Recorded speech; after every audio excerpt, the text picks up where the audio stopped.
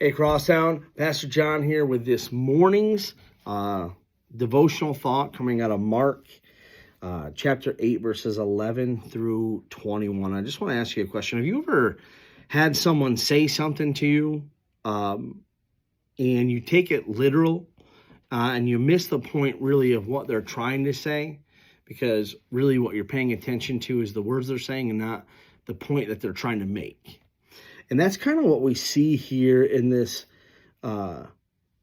portion of Scripture with verses 11 through 21.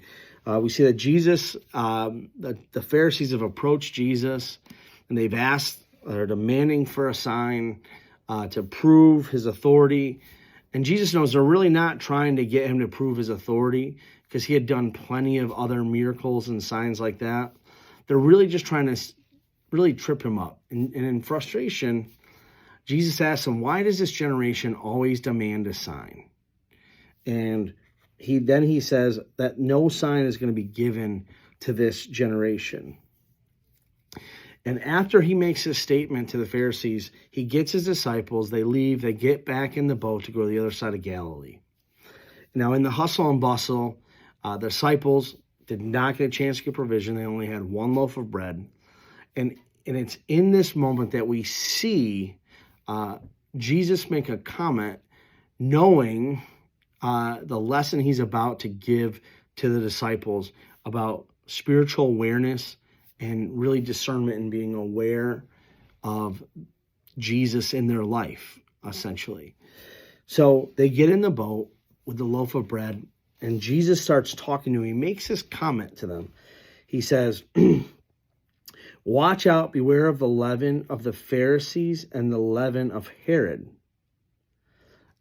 This prompts the disciples, after Jesus says this, to start discussing the lack of physical bread they have brought in with them. Now, what Jesus is actually talking about is spiritual matters. The idea of influence that the Pharisees had, and when he references Herod, it's kind of the world. So Jesus is actually telling the disciples in this to be aware of and be prepared against the influences of the Pharisees, the Sadducees, which was religious hypocrisy and kind of false living in the sense of preaching the wrong way to salvation, preaching the wrong truth, and then also the way of the world. So beware of these influences of false teaching in the world. But the disciples, all they heard was bread and their lack of it. So Jesus, probably really frustrated. I wish we could hear the tone of this conversation that he has with the disciples. I'm sure it was still done in love, but there's a moment of frustration here probably with Jesus because he's talking about spiritual things, and the disciples, all they can think about is the food that they don't have, even though they were just with Jesus when he fed 4,000 people and 5,000 people. And this is where Jesus is going to use this example to reveal to them that he's not talking about physical matters.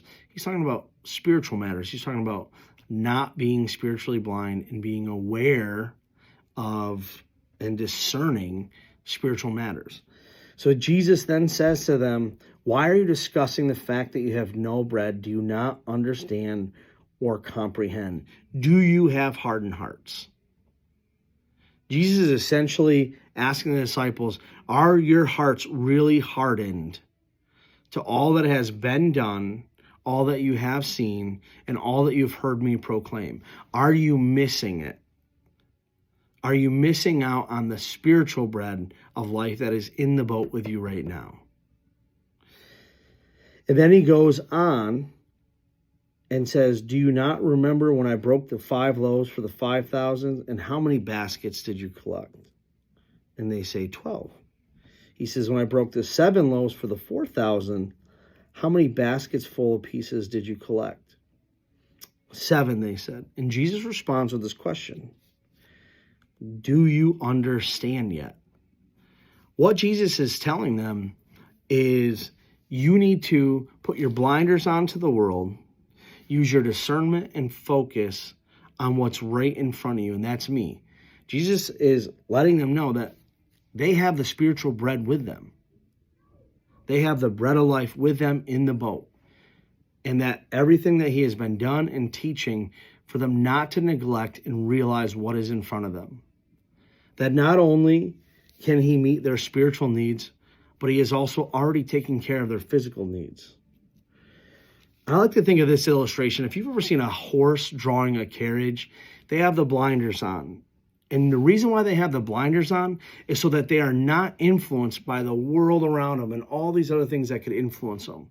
It's so that they can keep their focus fixed straight ahead of them, and they have to trust the driver behind them.